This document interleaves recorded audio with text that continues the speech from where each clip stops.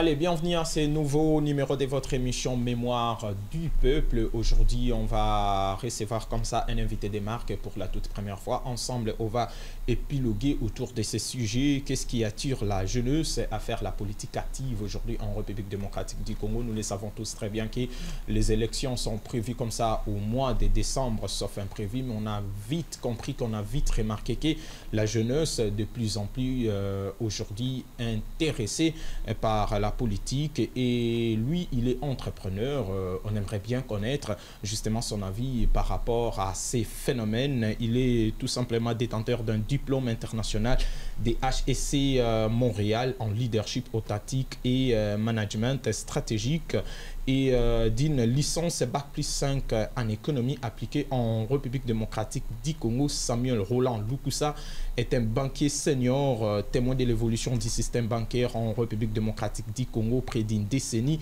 Il est un des rares jeunes Congolais ayant non seulement assisté, mais aussi participé à la migration du système bancaire traditionnel ou numérique, c'est bien ça, du domaine bancaire dans son pays, la République démocratique du Congo. Il a lui-même apporté sa petite contribution à la période des Covid-19, par exemple, en participant au sein d'une commission au développement des solutions digitales, ou encore à la facilitation d'ouverture des e-visas, mais aussi des comptes bancaires pour les Congolais vivant à l'étranger, les diasporas, comme on aime bien appeler Samuel Roland Lukusa, et aussi conseiller certifié en investissement et entrepreneuriat, chose qu'il fait bénévolat en vue d'aider le jeune à vivre dans une indépendance financière et à participer au développement du pays. Donc, on a justement l'intérêt de les recevoir parce que son profil est tellement garni.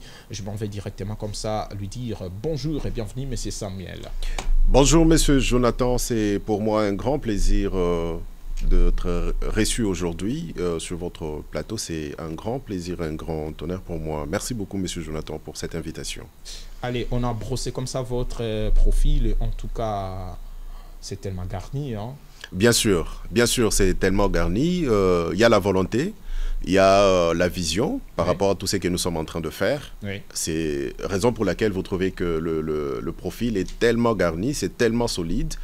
Et avec ça, au moins, le Congo peut compter qu'effectivement, il y a une jeunesse stratège. Capable aujourd'hui d'assurer la relève. Capable. Allez, on va commencer par les magazines La Tribune, qui a consacré comme ça 6 pages justement pour parler comme ça de vos réalisations, mais mettre encore justement sous les projecteurs votre profil, je disais tantôt, déjà fourni. Et aujourd'hui, ça vous fait comment? Tout d'abord, je commence par dire un grand merci au magazine La Tribune Plus, à toute l'équipe qui est derrière cet éditorial. Ça me fait une joie immense d'être honoré et d'être mis sur le projecteur. Ce n'est pas un fruit du hasard, mais La Tribune Plus a déniché un oiseau rare parmi la jeunesse congolaise. La Tribune Plus a porté son choix sur ma personne. C'est compte tenu de mes compétences ainsi que de mes qualités. Ils se sont dit, pourquoi pas vendre l'image de ce jeune Congolais stratège en épargne, investissement ainsi que l'entrepreneuriat. Pourquoi? Parce que nous sommes une contribution et un savoir-faire pour la jeunesse congolaise.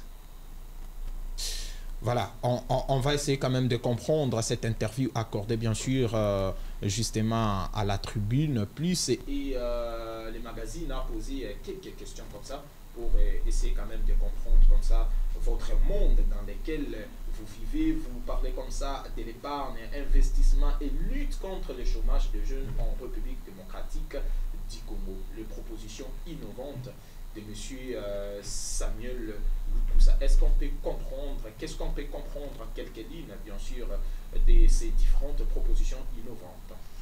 Merci beaucoup, M. Jonathan. Si déjà, au départ, nous constatons que l'économie congolaise aujourd'hui est à dominance dans les secteurs informels. Donc, environ 70% de l'ensemble de l'activité économique est dans le formel. Alors, moi, en tant que jeune Congolais stratège, pourquoi ne pas mettre en place des stratégies qui doivent aider le gouvernement à remédier ces problèmes d'abord de l'informel, parce que l'économie tourne à 70% en République démocratique du Congo, dans le secteur informel. Pourquoi ne pas mettre à la disposition du gouvernement congolais des pistes de solutions pour vraiment renverser cette tendance? Donc, basculer l'économie congolaise qui est dans l'informel vers le formel. Donc, ce sont ces mesures que j'aimais à la place du gouvernement, à la place de nos autorités. Et c'est ma petite contribution en tant que jeune patriote qui aime son pays. Je les mets à la disposition de ma nation pour que ces problèmes soient effectivement remédiés. Qu'on ne parle plus de l'économie informelle en République démocratique du Congo, un grand pays potentiellement riche dans le sous-sol ainsi qu'au sol. Mais pourquoi est-ce que jusqu'à ces jours, l'économie congolaise est caractérisée par le secteur informel? Raison pour laquelle j'ai apporté ces solutions urgentes afin que cette tendance soit totalement renversée. Et ces propositions arrivent justement après avoir constaté l'état actuel de la nation congolaise, ou c'est quelque chose qui vous montait déjà depuis bien longtemps? Bien sûr, d'abord, c'est quelque chose qui m'est monté depuis très longtemps. Et aussi, au départ, comme vous venez dans ma présentation, vous avez bien dit que j'ai près de 10 ans dans la banque. Je suis un banquier senior. Ouais. Donc, j'ai pris d'abord le temps de lire, le temps d'observer et de tirer les conclusions. Pourquoi? Parce que je suis un acteur qui a accompagné beaucoup de entrepreneurs. Je les ai accompagnés, beaucoup de nos politiques. J'ai participé dans beaucoup de dossiers qui ont connu de grands succès. Alors, suite à toutes ces observations, cela m'a poussé à prendre une conclusion. Mais pourquoi pas apporter ma petite contribution pour l'avancement de notre pays, la République démocratique du Congo? Voilà, justement, vous attendre parler comme ça, c'est comme si vous êtes trop à l'aise justement dans votre domaine. Est-ce qu'aujourd'hui on peut se permettre de vous poser cette question? La politique vous tente ou la politique vous attire? La politique a besoin de moi. Donc la politique vous réclame? La politique me réclame. Oh là! Bien sûr, monsieur Jonathan, la politique me réclame. Mais déjà, avec ce que vous avez comme profil, moi je pense que vous pouvez quand même servir les pays autrement. Oui, servir le pays autrement, c'est prendre part dans la prise des décisions. C'est ça la meilleure façon de servir son pays. Apporter cette expertise qui est gratuite dans la prise des décisions. Pourquoi? Parce que moi je suis jeune. Vous voyez, on dit, il y a un adage qui dit la jeunesse c'est l'avenir de demain. Oui. Pour une nation, sans la jeunesse, lorsque vous regardez la République démocratique du Congo, 60% de la population congolaise est jeune. Et moi, je fais partie de ces 60%. Oui. Vous voyez? Pour moi, servir ma nation, c'est mettre à la disposition de mon pays l'expertise gratuite. Oui. Vous voyez? Et participer dans la prise des décisions. Parce que le grand problème que nous rencontrons aujourd'hui au Congo, c'est que les décisions de jeunes sont prises sans la présence des jeunes. Et nous, jeunes, nous aimerions prendre part dans les décisions primaires et secondaires de la jeunesse. Nous sommes out au moment où on prend les décisions qui nous concernent. Oui. Vous voyez? Oui. Raison pour laquelle on aimerait prendre part dans cette prise de décision, M. Jonathan. Est-ce que ça ne sera pas au détriment de l'entrepreneuriat congolais? Ça ne sera pas au détriment de l'entrepreneuriat congolais. Pourquoi? Parce que je connais toutes les difficultés que rencontrent les entrepreneurs. Oui. Je rencontre les entrepreneurs, j'ai vu au quotidien avec les entrepreneurs. Et d'ailleurs, certaines activités, je les fais au bénévole pour assister les entrepreneurs. Vous voyez, oui. Les entrepreneurs congolais aujourd'hui se sentent abandonnés. Si vous remarquez très bien dans les médias sociaux, il y a beaucoup de gens qui s'autoproclament des coachs en entrepreneuriat. Mais est-ce que c'est ça le vrai problème que l'entrepreneur congolais a besoin? De se faire coacher? Ou l'entrepreneur congolais a besoin de se faire accompagner pour que demain, cet entrepreneur qui est aujourd'hui une personne physique devienne carrément une entreprise. Et cette chaîne des valeurs Vous voyez? Si aujourd'hui, nous avons un entrepreneur qui commence, seul s'élance dans une activité, il ne sait pas par où commencer, il ne sait pas quoi faire, comment est-ce qu'on doit faire la levée de fonds pour accompagner. Il y a des super projets. J'encourage beaucoup d'entrepreneurs qui sont en train de nous suivre en ces moments, qui ont des super projets, des idées innovatrices pour l'émergence de notre pays. Mais ces entrepreneurs sont délaissés. Il n'y a aucune mesure pour accompagner ces entrepreneurs. Aucune institution financière au Congo n'éveille ces entrepreneurs qui n'ont encore rien. Vous voyez? Alors, on doit leur apporter cette expertise. Comment est-ce qu'il faut structurer son activité économique? Comment est-ce qu'il faut faire la levée de fonds? Vous voyez? Toutes ces techniques, il faut des experts. Vous voyez? Parce que moi, j'ai cette expertise. Près d'une décennie dans une institution financière. C'est pas la messe. Et ces entrepreneurs ont besoin de notre expertise pour vraiment créer cette chaîne de valeur de lutte contre le chômage en République démocratique du Congo, monsieur Jonathan. Allez, on va parler cette fois-ci, on va entrer comme ça dans les vifs du sujet. On va essayer quand même de comprendre pourquoi aujourd'hui, justement, la jeunesse s'intéresse de plus en plus à la politique. Et nous avons l'honneur de recevoir, je vous rappelle comme ça, le jeune stratège, monsieur Samuel Roland Lukusa, jeune stratège de l'épargne, l'investissement et l'entrepreneuriat.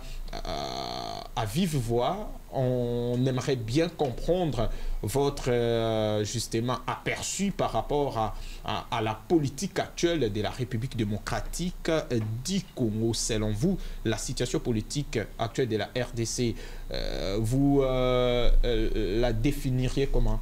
Merci beaucoup, monsieur Jonathan.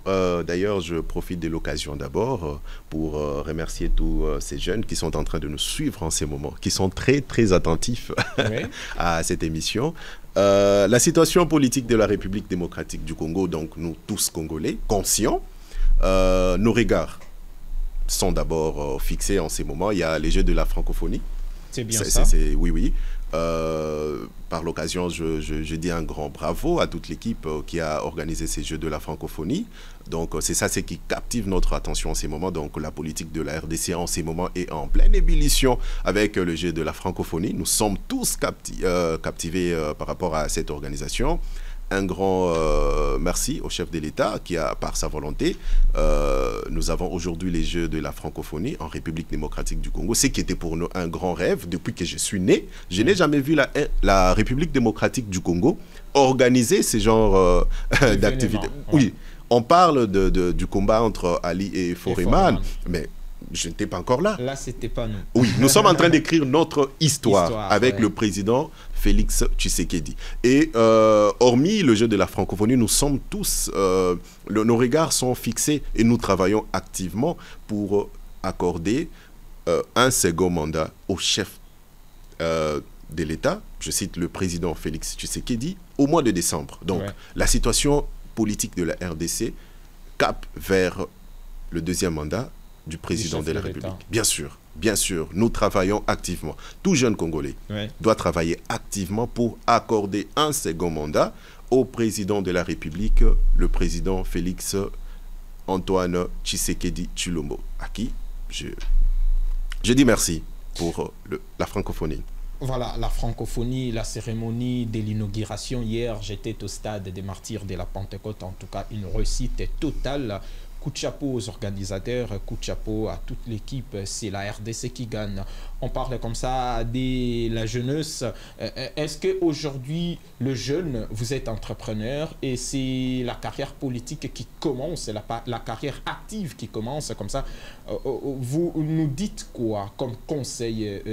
Nous sommes obligés de suivre comme ça les chemins de l'entrepreneuriat en tant que jeune ou de prendre comme ça les chemins de la politique active? Merci beaucoup. C'est une très très bonne question, beaucoup plus attendue par les jeunes. Doit-on suivre l'entrepreneuriat ou la politique? Je répondrai les deux. Les deux en même temps? Les deux en même temps. Mais on ne sert pas à deux maîtres à la fois. C'est possible. Je vais vous faire une démonstration et vous verrez que c'est très très important de suivre l'entrepreneuriat et la politique au même moment. Pourquoi? Parce que si vous suivez très bien, si vous analysez la vision du chef de l'État, le président Félix Tshisekedi, il a besoin de la jeunesse. Vous voyez? Il y tient. Il a fait l'appel à la jeunesse. Et nous répondons à cet appel. Il a besoin de travailler avec la jeunesse. Il veut créer le millionnaire congolais. Voilà, le millionnaire congolais. Vous voyez? Et nous, jeunesse, nous avons dit oui. Son Excellence, nous sommes là. Vous voyez? Oui. Alors, le jeune que nous sommes, la politique, c'est l'ensemble des décisions, l'ensemble des mesures qu'on doit juste mettre en place pour le bien-être de la population. C'est comme ça que nous, jeunes, d'aujourd'hui, nous, en fait, moi, Samuel Roland, je qualifie la politique comme ça. La politique, lorsqu'on dit que le jeune, nous devons faire la politique, automatiquement, on nous a collé une étiquette, que le jeune Congolais, c'est le symbole des antivaleurs. Oui. Vous voyez l'étiquette que nous avons, jeunes Congolais. Mais on oublie qu'au sein de la jeunesse congolaise, moi je crois, il y a cette crème intellectuelle. Il y a de jeunes qui sont capables d'apporter une nouvelle danse au sein de la classe politique. Il y a ces jeunes entrepreneurs congolais qui sont capables de réaliser beaucoup de projets. Et d'ailleurs, M. Jonathan, Oui. qui ont aujourd'hui réalisé ces chefs d'œuvre de la francophonie? Ce sont les jeunes entrepreneurs congolais à qui le chef de l'État fait confiance. Aujourd'hui, nous avons la francophonie. Ce ne sont pas les étrangers qui sont venus aujourd'hui nous organiser cette francophonie. Ce sont les entrepreneurs congolais. C'est-à-dire que oui, c'est possible. C'est encore possible aujourd'hui de faire confiance aux jeunes Congolais. Le jeune Congolais, nous devons entrer dans la politique.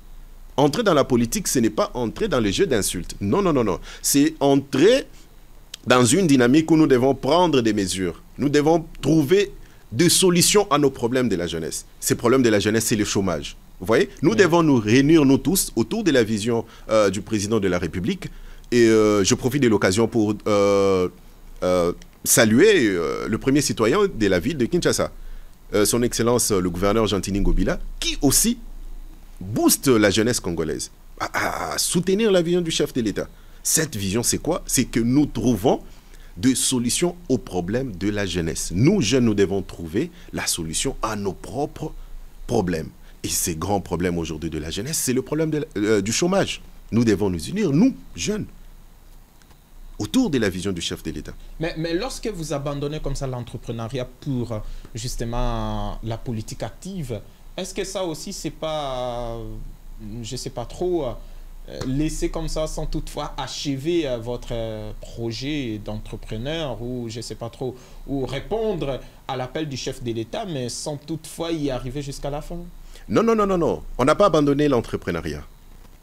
Mais plutôt, on aimerait apporter une nouvelle façon de faire, cette crème intellectuelle dans la prise des décisions. Oui. On n'a pas abandonné l'entrepreneuriat. On n'a pas dit non à l'entrepreneuriat. Nous continuons sur ces chemins. Monsieur Jonathan, vous vous imaginez que si nos parents, ok, vers les années 1960, 1970, 80, avaient cette énergie que nous avons aujourd'hui d'avoir des entrepreneurs, aujourd'hui en République démocratique du Congo, on aurait combien d'entreprises? Vous voyez, ces courants d'entrepreneuriat que nous avons aujourd'hui, si on les avait vers les années 1970, aujourd'hui on aurait combien d'entreprises en République démocratique du Congo? Et j'encourage les entrepreneurs à ne pas relâcher. Nous sommes là, nous y travaillons. Le chef de l'État, il travaille tout le jour, il encourage la jeunesse, il prend des mesures pour soutenir l'entrepreneuriat, il libéralise certains secteurs stratégiques. Tout ça, c'est pour soutenir l'entrepreneur congolais. Donc, on ne doit pas abandonner l'entrepreneuriat. Nous faisons la politique comme étant l'ensemble des mesures que nous devons prendre pour le bien-être. Donc, harmoniser ces climats d'affaires en République démocratique du Congo. Est-ce qu'aujourd'hui, la jeunesse occupe-t-elle une place prépondérante au sein de la politique congolaise? Je peux dire oui. Je peux dire oui parce que depuis la venue du chef de l'État, nous voyons que dans les institutions publiques, oui, il y a beaucoup plus de nominations de jeunes. C'est-à-dire que le chef de l'État croit en la jeunesse. Si vous allez dans les institutions provinciales, vous verrez que le gouverneur Gentini Ngobila fait confiance à la jeunesse. Donc les institutions, le poste stratégique aujourd'hui dans la classe politique sont occupés par les jeunes. Et je continue encore à y croire que demain, il y aura encore augmentation du pourcentage de taux d'occupation de postes stratégiques par les jeunes. Moi, je crois, raison pour laquelle je soutiens la vision de son Excellence, le Président de la République. Mais est-ce que ce n'est pas contradictoire parce que vous avez dit ici que justement la jeunesse ne participe pas là où on prend la décision, alors que vous venez de dire ici même, encore une fois de plus, que les jeunes sont présents, les jeunes sont nommés. Alors, je ne sais pas trop, cette hypothèse, comment la qualifier? En tout cas, il faut... cette hypothèse, raison pour laquelle j'ai dit que nous travaillons activement pour un second mandat du chef de l'État, pour que cette tendance soit totalement renversée. Nous devons reconnaître que la participation de la jeunesse au sein de la prise des décisions n'est pas encore significative. Vous voyez, nous devons le reconnaître, mais au moins nous soutenons déjà cette volonté de faire. Si aujourd'hui, on s'accorde encore 5 ans pour le second mandat du chef de l'État, oui. C'est votre plus grand souhait? Mon plus grand rêve. Je rêve un second mandat. C'est un mandat de la jeunesse. C'est un mandat de la jeunesse. Et moi, je reste optimiste. Nous devons travailler activement pour un second mandat au chef de l'État. Et ça va à notre avantage, nous les jeunes. Donc ça ne contredit pas cette hypothèse. Nous avons besoin, nous militons à ce que, au sein de l'appareil étatique, là où se prennent les décisions stratégiques, oui, qu'il y ait la participation dominante de la jeunesse. Parce que nous devons prendre part dans la prise des décisions. C'est ça ce qui nous manquait. Pour que aujourd'hui, qu'il y ait une réduction très sensible du taux de chômage dans le milieu des jeunes, nous devons représenter la jeunesse dans la prise des décisions. Donc, dans le second mandat, nous serons surpris de voir un gouvernement composé de jeunes. Et ça, c'est la volonté du chef de l'État. Et nous devons soutenir ça. Est-ce que le jeune, justement, voit à la politique comme vous, ou certains jeunes pensent que la politique, en tout cas, c'est le seul moyen pour devenir riche très rapidement? Oui, raison pour laquelle nous ne cessons de sensibiliser cette jeunesse. Nous ne cessons de leur sensibiliser parce qu'aujourd'hui, les jeunes Congolais sont victimes de cette manipulation de hommes politiques et de femmes politiques. Mais nous sommes dans la catégorie où nous sommes en train de conscientiser encore davantage le jeune Congolais.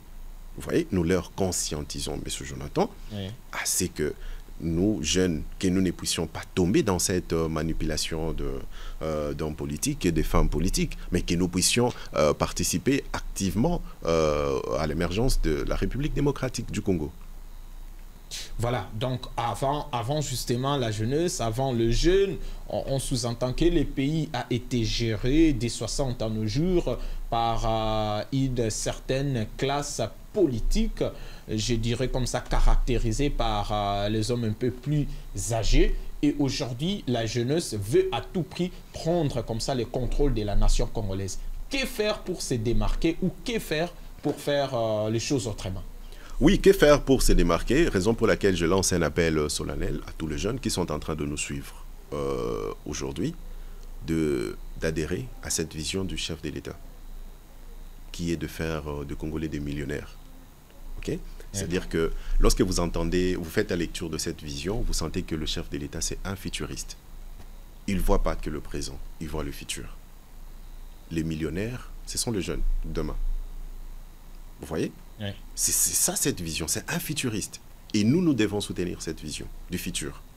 Adhérer à cette vision, soutenir cette vision et nous battre activement pour un second mandat. Enfin que cette vision puisse se réaliser. Et cette vision, lorsqu'elle va se réaliser, ça va impacter sensiblement la classe de jeunes Congolais. Monsieur Jonathan. Oui. Bien sûr. Allez, on vous dit merci beaucoup, monsieur Samuel Roland. Je rappelle que vous êtes un jeune, justement, stratège de l'épargne, l'investissement, mais aussi de l'entrepreneuriat.